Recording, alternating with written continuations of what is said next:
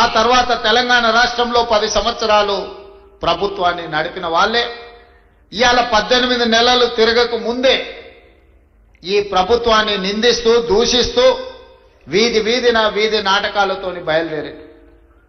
ఇవాళ తెలంగాణ రాష్ట్ర రైతాంగాన్ని నేను ఈ వేదిక మీద నుంచి విజ్ఞప్తి చేస్తున్నా. తెలంగాణలో ప్రజాప్రభుత్వం ఇందిరమ్మ రాజ్యం ఏర్పడ్డ తర్వాత గతంలో రైతు రుణమాఫీ గురించి మీకు తెలుసు. 2014లో ₹1,00,000 రైతు రుణమాఫీ చేస్తా అని మాట ఇచ్చి అధికారంలోకి వచ్చిన తర్వాత 4 విడతలుగా నేను ఇస్తాను, ఇప్పుడు నా దగ్గర నిధులు లేవని ఆనాడు మాట్లాడాడు. 4 విడతల అసలు కంటే మిత్తి తడిసి మోపెడై నెత్తి మీద అప్పు చేతిలో చిప్ప వచ్చే పరిస్థితి రైతులకు ఏర్పడ్డది ఆనాడు. తిరిగి 2018లో మళ్ళీ అదే వాగ్దానం ఇచ్చారు. ₹1,00,000 రైతు రుణమాఫీ చేస్తాం, మొదటిసారి తప్పు జరిగింది, రెండవసారి తప్పు జరగకుండా మేము చూసుకుంటాం, ₹1,00,000 రైతు రుణమాఫీ చేస్తామని. 5 సంవత్సరాల తర్వాత వెనక్కి తిరిగి చూస్తే 11,500 రైతు రుణమాఫీ చేస్తే 8,500 కోట్ల రూపాయలు మిత్తికే సరిపోయినాయి. 3,000 చిల్లర మాత్రమే ఆనాడు రైతులకు రుణమాఫీ చేశారు.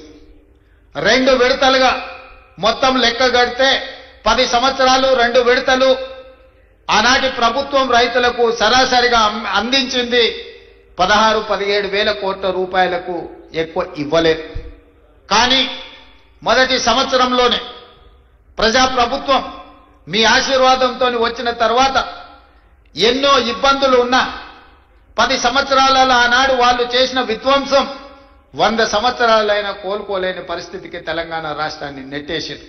ఆనాడు ఫీజు రియంబర్స్మెంట్ కావచ్చు, రైతు రుణమాఫీ కావచ్చు, రైతుల గిట్టుబాటు ధర కావచ్చు, ఏ విషయంలో అయినా ఆనాడు తెలంగాణ రాష్ట్రంలో ఆర్థిక విధ్వంసానికి పాల్పడి తెలంగాణ రాష్ట్రాన్ని దిగజారిన ఆర్థిక వ్యవస్థను ఆనాడు మాకు అందించిండ్రు. అయినా మనోస్థైర్యాన్ని కోల్పోలే. అప్పటి వరకు 4 లక్షల కోట్ల రూపాయలు మాత్రమే అప్పు ఉందని అబద్ధాలు చెప్పి కప్పిపుచ్చి మనం గ్రామాలలో చూసినాం. అప్పులకు కూరుకుపోయిన పిల్లగానికి పిల్లనియాలంటే మాకు అప్పులు లేవయా, ఆర్భాటంగా మాకు పెద్ద పెద్ద కార్లు ఉన్నాయి, పెద్ద పెద్ద బంగళాలు ఉన్నాయి, అద్దాల మేడలు ఉన్నాయి. ఈ అద్దాల మేడలు చూసి మా పెద్ద కార్లను చూసి మాకు పిల్లని ఇవ్వండి అని చెప్పి ఊరి మీద కట్నాన్ని ఎక్కువ తెచ్చుకునేటోళ్ళు మనం గ్రామాలలో చూసినాం. అదే విధానాన్ని ఆనాటి ప్రభుత్వంలో పెద్దలు పెద్ద పెద్ద బంగళాలు కట్టిరు, అద్దాల మేడలు కట్టిరు, రంగుల గోడలు చూపించారు. కానీ రైతుల యొక్క ఆర్థిక వ్యవస్థ చిన్న భిన్నం అయిపోయింది. విద్యార్థులకు ఫీజు రియంబర్స్మెంట్ ఇవ్వలేని పరిస్థితి, రైతులకు రుణమాఫీ చేయలేని పరిస్థితి, రైతులు పండించిన పంటను కొనుగోలు చేయలేని దివాలా పరిస్థితి తెలంగాణ రాష్ట్రంలో ఉండే. ఆనాడు అసెంబ్లీ సాక్షిగా ఆనాటి పెద్ద ఆయన చెప్పిండు, మేమేం సత్రం నడపలేమిడా, రైతులకు మేము పండించిన పంట కొనాలంటే 7,000 కోట్ల రూపాయల నష్టం వచ్చింది, మేమెందుకు కొంటాం, ఊరేసుకుంటే మీరు ఊరేసుకున్నట్టే. ఆనాడు చెప్పిన మాట వాస్తవం కాదా అని నేను మిమ్మల్ని అడుగుతున్నా. మిమ్మల్ని అందరినీ ఒరేసుకోవద్దు, ఒరేసుకుంటే మేము కొనుగోలు చేయం, ఒకవేళ మీరు ఒరేసుకుంటే ఊరేసుకొని చావాల్సిందే అని రైతులకు చెప్పి స్వయంగా వాళ్ళ వ్యవసాయ భూమిలో ఫామ్ హౌస్లో 150 ఎకరాలలో ఒడ్లు పండిస్తే అవి మొత్తం తీసుకొచ్చి బహిరంగంగా పెట్టిన. ఆనాడు వాళ్ళ పొలంలో పండించిన వడ్లకు 4,200 రూపాయలు ధర ఇచ్చి కొనుగోలు చేసేటోళ్ళు వచ్చారు. మరి మనం పండించిన పంట 200 తక్కువైనా 2,000కు మేము అమ్ముతాం అంటే కొనేటోళ్ళు లేరు. మేము ఐకేపీ కేంద్రాలు తెరవమని చెప్పి ఆనాటి పరిస్థితి, ఆనాటి ప్రభుత్వం రైతులకు పంగనామాలు పెట్టే పరిస్థితి తీసుకొచ్చింది. ఇవన్నీ ఇంకా మర్చిపోలే, ఇప్పుడే ఆనాటి గాయాలు మానిపోలే. అయినా అలాంటి పరిస్థితుల్లో తెలంగాణ రాష్ట్రంలో ప్రభుత్వాన్ని ఏర్పాటు చేసి ఆనాడు స్పష్టంగా చెప్పినాం, మీరు వరి పండించండి, రాష్ట్ర ప్రభుత్వం కొనుగోలు చేస్తుంది, చివరి గింజ వరకు కొనే బాధ్యత మా ప్రభుత్వం తీసుకుంటుంది. ఎందుకంటే ఆనాడు ఇందిరమ్మ రాజ్యంలో సోనియా గాంధీ గారు కనీసం మద్దతు ధరను తీసుకొచ్చి రైతు పండించిన పంటకు దళారుల చేతిలో మోసపోకుండా ఈ రోజు కనీసం మద్దతు ధర అందించి రైతు పండించిన పంట కొనుగోలు చేసే బాధ్యత మాది అని చెప్పి ఈ రోజు కాంగ్రెస్ ప్రభుత్వం మీ ముందు నిలబడి మొదటి విడతగా పంట కొనుగోలు చేసినాం. రెండవ విడతకు వచ్చినప్పుడు నేను చెప్పిన పెద్దలు ఉత్తమ్ కుమార్ రెడ్డి గారితో మాట్లాడి, అన్న దొడ్డు బియ్యం తింటలేరు, ఈరోజు గ్రామాలలో చైతన్యం వచ్చింది. రైతులు స్వయంగా 10 రూపాయలు ఖర్చైనా కూలికి పోయి ఉపాధి హామీ కూలీ చేసుకునే పేదలు కూడా ఈరోజు సన్న బియ్యంతోనే బుక్కడు అన్నం తింటుండ్రు. సన్న బియ్యం మనం ఇవ్వాలి. సన్న బియ్యం ఇవ్వాలి అంటే మన రైతులు సన్న వడ్లు పండించాలి. ఎందుకంటే తెలంగాణలో పండించే వడ్లు నాణ్యమైనవి, శ్రేష్టమైనవి. కానీ దొడ్డు బియ్యం పండిస్తే దొడ్డు బియ్యం తినే పరిస్థితి లేదు. మనము రేషన్ షాపులలో దొడ్డు బియ్యం ఇస్తే మళ్ళీ తిరిగి మిల్లర్లు కొంటుర్రు, లేకపోతే కోళ్ళ దానాకు పోతున్నాయి. దొడ్డు బియ్యం ఇయ్యొద్దు, సన్న బియ్యం ఇవ్వాలి అని నేను చెప్పిన. మరి ఏం చేయాలి? సన్న బియ్యం ఇవ్వాలి అని అంటే నేను చెప్పిన మీరు రైతులకు విజ్ఞప్తి చేయండి. నేను చేస్తా, మీరు చేయండి. ఉప ముఖ్యమంత్రి గారు చేస్తారు, వ్యవసాయ శాఖ మంత్రి గారు చెప్తారు. రైతులకు సన్న వడ్లు పండిస్తే 500 రూపాయల బోనస్ ఇచ్చి ఆ వడ్లను కొంటాము. మాది బాధ్యత అని అంటే నమ్మకంగా, విశ్వాసంగా తెలంగాణ రాష్ట్రంలో పండించిన పంటలో 60% పోయినసారి సన్న వడ్లు మీరు పండిస్తే ఆ సన్న వడ్లను కొన్ని సన్న బియ్యం చేసి ఇవాళ పేదోళ్లకు సన్న బియ్యం రేషన్ షాపులలో పంచుతున్న మాట వాస్తవం కాదా? 6,40,000 కుటుంబాలు ఈరోజు రైతు వేదికలలో ఉన్నారు. ఇవాళ మా అక్కలీడికి వచ్చిండ్రు, రైతులు మాట్లాడినరు, మా ఆడబిడ్డలు మాట్లాడారు. ఇవాళ పిల్లలకు రేషన్ షాపుల్లో మా ప్రభుత్వం ఇస్తున్న సన్న బియ్యంతోనే అన్నం పెడుతున్నారా లేదా ఒకసారి ఆలోచన చెయ్యండి. ఇవాళ మా రైతాంగానికి నేను ధన్యవాదాలు చెప్పదలుచుకున్నా. మీరు ఈ ప్రభుత్వం మీద నమ్మకంతో, విశ్వాసంతో బోనస్ ఇస్తారో ఇవ్వరో అని అనుమానం ఉన్నా మీరు సన్న వడ్లు పండించిండ్రు కాబట్టి ఆ సన్న వడ్లు ఇవాళ బియ్యంగా మారి పేదోళ్ళ కడుపు నింపుతున్నది అని అంటే రైతులు చేసిన ధైర్యం. అందుకే మీరు పండించిన సన్న వడ్లకు 500 రూపాయల బోనస్ ఇచ్చి కొనుగోలు చేసినాం. ఇవాళ ధైర్యంగా నిటారుగా నిలబడి తెలంగాణ రాష్ట్రం నెంబర్ 1 వడ్లు పండించడంలో ఒక్క సంవత్సరంలో 2,80,00,000 మెట్రిక్ టన్నుల వడ్లు పండించి దేశంలోనే మొదటి స్థానంలో, ఒకనాడు ఆంధ్రప్రదేశ్, పంజాబ్ మొదటి స్థానంలో ఉంటే ఇవాళ తెలంగాణ రాష్ట్రం వరి పండించడంలో మొదటి స్థానంలో ఉంది. అందులో సన్న వడ్లు పండించడంలో మనం మొదటి స్థానంలో ఉన్నాం.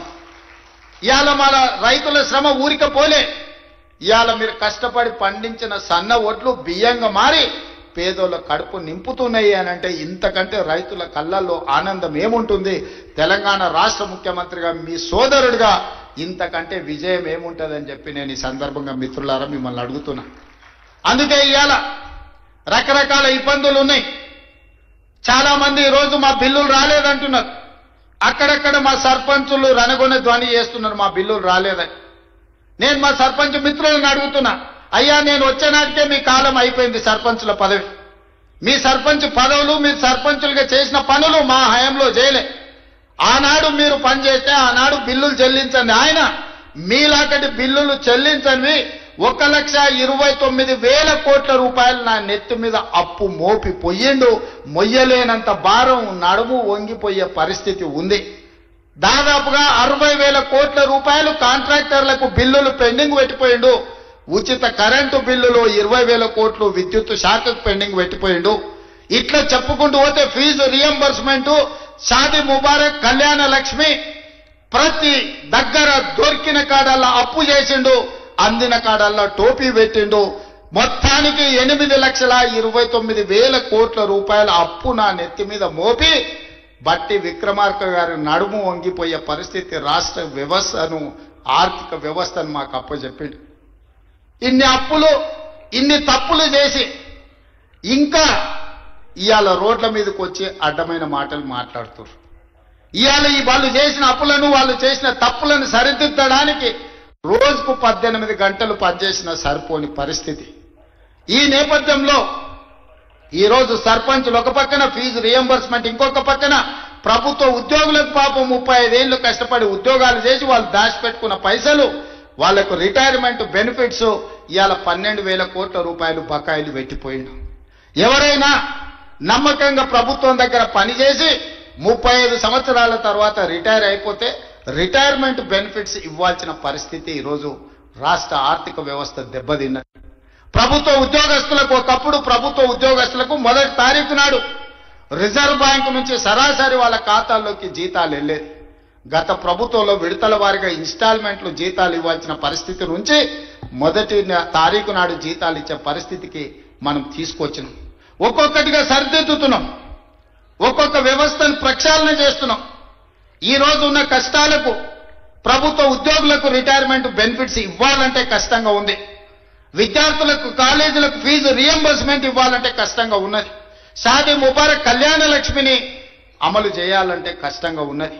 ఆ కష్టాలను ఎదుర్కొంటూనే సరిదిద్దుకుంటూనే ఈనాడు ఈ రైతుల కోసం 9 రోజుల్లో దాదాపుగా 9,000 కోట్ల రూపాయలు ఇవ్వాలి.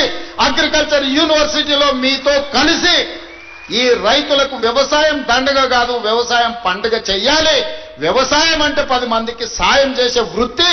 వాళ్ళు కష్టాలలో ఉండి వాళ్ళు కాలిపోతున్న 10 మంది కడుపు నింపాలని ఏ రైతాంగం కష్టపడుతుందో ఆ రైతాంగానికి రైతు భరోసా పథకం ద్వారా ఈనాడు ప్రారంభించి 9 రోజులు తిరిగే లోపల దాదాపుగా 9,000 కోట్ల రూపాయలు 1,49,00,000 ఎకరాలకు 70,11,984 మంది రైతులకు రైతు భరోసా పథకం కింద నగదు బదిలీ చేయడానికి రోజు ఇక్కడికి వచ్చిన మిత్రులారా, ఇన్ని కష్టాలున్నా